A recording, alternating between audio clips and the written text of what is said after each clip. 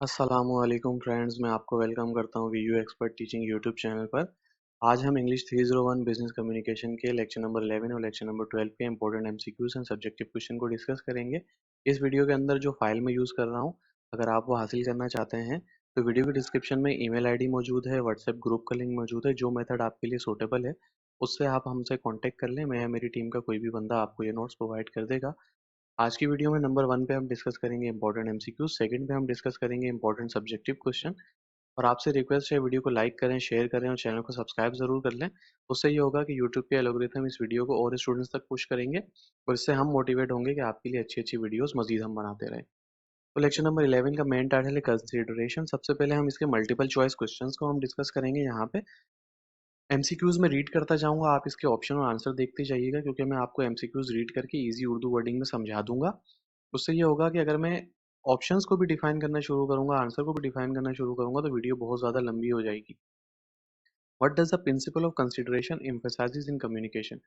जो कंसिडरेशन का प्रिंसिपल है वो किस चीज़ पे एम्फसाइज कर रहा होता है कम्युनिकेशन प्रोसेस के अंदर, वो आपने बताना है।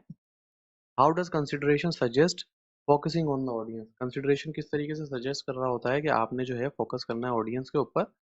विच of the following is not a way to show consideration in writing. इनमें से कौन सा तरीका जो है जो कि सही नहीं है कंसिडरेशन के लिए राइटिंग के दौरान।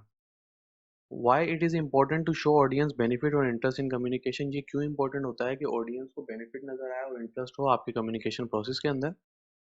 How can concrete language enhance communication. Concrete language जो है वो किस तरीके से इनहेंस कर रही होती है कम्युनिकेशन को। Which of the following is an example of using concrete language. इनमें से कौन सी एग्जाम्पल है कंक्रीट लैंग्वेज की, वो आपने बताना है। How do active verbs contribute to effective communication. Active verb जो है वो किस तरीके से कंट्रीब्यूट कर रहे होते हैं इफेक्टिव कम्युनिकेशन के अंदर, वो आपने बताना है। When it is appropriate to use passive voice in writing. ये कब जरूरी होता है या कब पॉसिबल होता है कि आप जो है अप्रोप्रिएट राइटिंग के अंदर पैसिव कम्युनिकेशन को जो है वो यूज करें या पैसिव वॉइस राइटिंग को यूज करें। What is the preferred form of expression for emphasising action in verbs. वो कौन सी प्रीफर्ड फॉर्म होती है एक्सप्रेशन के अंदर जब आप एक्शन इन वर्ब्स को एम्फसाइज कर रहे होते हैं। Why it is important to avoid hidden action in writing. ये क्यों इंपॉर्टेंट होता है कि आप हिडन एक्शन जो है वो राइटिंग के अंदर छुपाएं। सब्जेक्टिव क्वेश्चन देख लेते हैं हम 3 मार्क्स के लेक्चर नंबर 11 के। Explain how the principle of consideration influence effective communication. आपने ये बताना है कि प्रिंसिपल जो है कंसिडरेशन के किस तरीके से इन्फ्लुएंस कर रहे होते हैं इफेक्टिव कम्युनिकेशन को, और आपने एग्जांपल्स भी प्रोवाइड करनी है अपने आंसर को सपोर्ट करने के लिए। Discuss the important of focusing sorry discuss the important of focusing on the audience benefit और इंटरेस्ट रिटर्न कम्युनिकेशन। आपने जो है फोकस बताना है ऑडियंस के बेनिफिट का, ये उनका इंटरेस्ट डेवलप होना चाहिए कि रिटर्न कम्युनिकेशन के अंदर। How it contribute to reader engagement, और ये किस तरीके से कंट्रीब्यूट कर रहा होता है रीडर एंगेजमेंट के अंदर, ये आपने बताना है। Describe the significance of using concrete language in communication and provide example of how it enhance clarity and specificity. आपने ये बताना है कि किस तरीके से सिग्निफिकेंस जो है कंक्रीट लैंग्वेज के अंदर इंपॉर्टेंट होता है और इसको यूज करने से किस तरीके से कम्युनिकेशन को आप अच्छा कर सकते हैं और किस तरीके से वो प्रमोट करता है क्लैरिटी को और स्पेसिफिसिटी को, ये आपने बताना है। How do active verb contribute to making writing more dynamic and engaging. Active verb जो है उनका यूज जो है वो किस तरीके से आपकी राइटिंग को डायनेमिक और एंगेजिंग बता देता है, वो आपने बताना है और आपने एग्जांपल्स प्रोवाइड करनी है अपने एक्सप्लेनेशन को सपोर्ट करने के लिए। When it is appropriate to use passive voice in writing and how does it affect the tone and clarity of the message. वो कब जरूरी हो जाता है या कब ठीक होता है कि आप जो है वो पैसिव वॉइस यूज करें अपनी राइटिंग के अंदर, और ये किस तरीके से इफेक्ट कर रहा होता है आपकी टोन को और क्लैरिटी ऑफ द मैसेज को। सब्जेक्टिव क्वेश्चन देख लेते हैं हम 5 मार्क्स के। Analyse the role of you attitude in effective communication. आपने जो है रूल बताना है यू एटीट्यूड का कि वो किस तरीके से इफेक्टिव कम्युनिकेशन के लिए इंपॉर्टेंट होता है। Explain how it is foster reader centring writing and engagement, और ये भी बताना है कि किस तरीके से ये रीडर का फोकस ग्रैब करने में आपकी हेल्प करता है और उसको एंगेज रखता है, और आपने एग्जाम्पल्स प्रोवाइड करनी है अपने आंसर्स के सपोर्ट में। Discuss the important of emphasizing positive and pleasant fact in return communication. आपने जो है इंपॉर्टेंट बतानी है कि पॉजिटिव फैक्ट और प्लेजेंट फैक्ट्स जो हैं वो किस तरीके से इंपॉर्टेंट होते हैं और क्या आपकी कम्युनिकेशन प्रोसेस को रिटर्न कम्युनिकेशन को एम्फसाइज कर रहे होते हैं, and how it contribute to creating a favourable impression on the reader, और किस तरीके से ये कंट्रीब्यूट कर रहे होते हैं कि आपका जो रीडर है, आपकी जो रिटर्न कम्युनिकेशन है उसको पढ़ रहा है, उसको जो है एक फेवरेबल इंप्रेशन क्रिएट करे। Evaluate the effectiveness of using specific fact and figure in communication. आपने जो है इफेक्टिवनेस बतानी है कि किस तरीके से इफेक्टिव होता है कि आप जो है वो fact and figure, specific fact and figure use करें अपने कम्युनिकेशन प्रोसेस के अंदर। Highlight how it enhance credibility and clarity, और आपने ये भी बताना है कि किस तरीके से ये इनहेंस कर रहे होते हैं क्रेडिबिलिटी को और क्लैरिटी को आपकी कम्युनिकेशन की, और आपने एग्जांपल्स भी प्रोवाइड करनी है अपनी एक्सप्लेनेशन के सपोर्ट में। Describe the impact of using active verb in communication, आपने जो है ये बताना है कि क्या इम्पैक्ट होता है जब आप एक्टिव वर्ब यूज कर रहे होते हैं कम्युनिकेशन के अंदर। Explain how they contribute to clarity, engagement and action oriented writing, और आपने ये भी बताना है कि किस तरीके से कंट्रीब्यूट कर रहे होते हैं क्लैरिटी एंगेजमेंट में और एक्शन ओरिएंटेड राइटिंग को सपोर्ट कर रहे होते हैं। नेक्स्ट क्वेश्चन है explain the significance of avoiding hidden action, आपने जो है सिग्निफिकेंस बतानी है कि किस तरीके से हिडन एक्शन को आप अवॉइड कर सकते हैं, कंक्रीट लैंग्वेज को यूज कर सकते हैं कम्युनिकेशन के अंदर, और ये किस तरीके से कंट्रीब्यूट कर रहे होते हैं effective communication of the message को, और आपने हमेशा की तरह एग्जांपल्स प्रोवाइड करने हैं अपने एक्सप्लेनेशन के अंदर। अच्छा, हर जगह पर यहाँ पे एक्सप्लेनेशन के अंदर एग्जाम्पल्स क्यों लिखी हुई है मैंने, हो सकता है पेपर के अंदर ना आए, इस वजह से लिखी हुई है कि जब आप एग्जाम्पल सोचेंगे ना अपने प्रोसेस के दौरान, आप एक क्रिएटिव थिंकिंग के प्रोसेस में जाएंगे, रिसर्च के प्रोसेस में जाएंगे, उसके बाद ये बिल्कुल आपको ऐसा याद हो जाएगा कि आप इसको भूलेंगे नहीं। वो रट्टाफिकेशन जो होती है ना, वो यूनिवर्सिटी लेवल पे नहीं चलती। आपके कॉन्सेप्ट्स क्लियर होंगे, दैट विल कंट्रीब्यूट, ये बहुत ज्यादा हेल्प कर रहे होते हैं आपको प्रमोट करने में आपकी लर्निंग प्रोसेस को, और आपका लर्निंग प्रोसेस जितना अच्छा होगा ना, उतना अच्छा आप जो है वो आगे लेके जा सकते हैं और अच्छा कर सकते हैं। अगर आप रट्टा मारेंगे तो उसके बाद क्या होगा कि आप उस टाइम पे तो शायद आपको लगेगा कि आपने सब पढ़ लिया, लेकिन आगे आपको सारी चीजें भूल जाएंगी पेपर के दौरान। लेक्चर नंबर 12 हम अब कवर करते हैं। हमने लेक्चर नंबर 11 के एमसीक्यूज और सब्जेक्टिव क्वेश्चन कवर किए हैं, और लेक्चर नंबर 12 के अभी हम एमसीक्यूज और सब्जेक्टिव क्वेश्चन को कवर करेंगे। सबसे पहले हम देखते हैं इसका मेन टाइटल। इसका मेन टाइटल है लेक्चर नंबर 12 का इंटरकल्चरल कम्युनिकेशन। इसके एमसीक्यूज देखते हैं। What is one expect of intercultural communication, intercultural communication का एक एक्सपेक्ट क्या होता है वो आपने बताना है।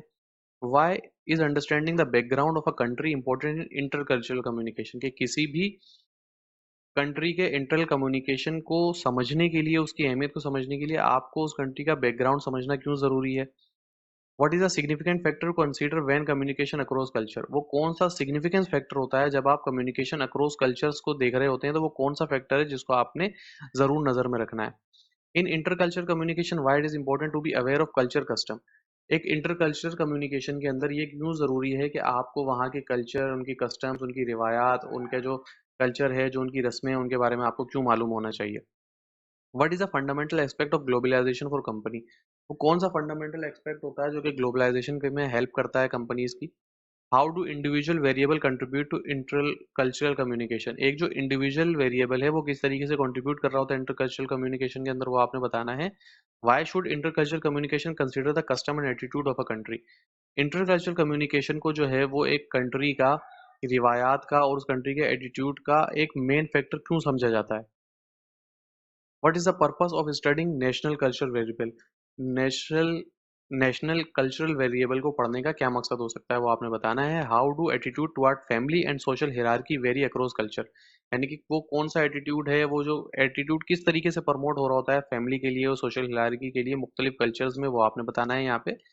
Why is understanding non-verbal behavior important in intercultural communication, यानी कि इंटरकल्चरल कम्युनिकेशन को समझने के लिए नॉन वर्बल बिहेवियर को समझना क्यों जरूरी है वो आपने यहाँ पे बताना है। इसके बाद सब्जेक्टिव क्वेश्चंस हम देख लेते हैं। Explain the significance of considering cultural custom and attitude in intercultural communication, आपने जो है सिग्निफिकेंस बतानी है, इंपॉर्टेंस बतानी है कल्चरल कस्टम्स की एंड एटीट्यूड्स की इंटरकल्चरल कम्युनिकेशन को, और आपने एग्जांपल्स भी प्रोवाइड करनी है। Discuss the importance of understanding both verbal and non-verbal communication cues when communication across culture and how misinterpretation can occur. आपने जो है इम्पोर्टेंस बतानी है कि आप जब इंटरकल्चर कम्युनिकेशन कर रहे होते हैं तो अक्रॉस कल्चर, यानी कि अगर आप किसी दूसरे मुल्क में गए हैं, वहाँ आप कम्युनिकेशन कर रहे हैं, तो वहाँ पे verbal and non verbal communication के जो इशारे हैं, यानी कि जैसे हमारे यहाँ लोग गुस्से में होते हैं तो मूंछों को ताव देना शुरू कर देते हैं, उनकी आंखें जो है वो ऐसे बाहर की तरफ आने लग जाती हैं, तो उन नाराजगी का इजहार करते हैं। तो ऐसे अगर आप दूसरी कंट्री में गए हैं तो वहाँ पे किस तरीके के क्यूज होते हैं, उनके चेहरे के तासुरात कैसे हो जाते हैं जब उनको गुस्सा आ रहा होता है, तो ये चीज़ों को समझना क्यों ज़रूरी है। अगर आप नहीं समझ पाए, ठीक है, सामने वाला बंदा गुस्से में है और आप समझ रहे हैं यार ये तो बहुत खुश है, और आप उससे और मजाक करने लग गए, तो उसकी वजह से क्या हो सकता है, क्या मिस इंटरप्रिटेशन हो सकती है, वो आपने बताना है। Describe the role of individual variable in interculture communication, आपने जो इंडिविजुअल वेरिएबल के रूल बताने हैं इंटरकल्चर कम्युनिकेशन के अंदर, उनके इम्पैक्ट बताने हैं कम्युनिकेशन डायनेमिक एंड स्ट्रेटजीज पे। How does globalization impact intercultural communication in the context of business operation? Provide example to support your explanation.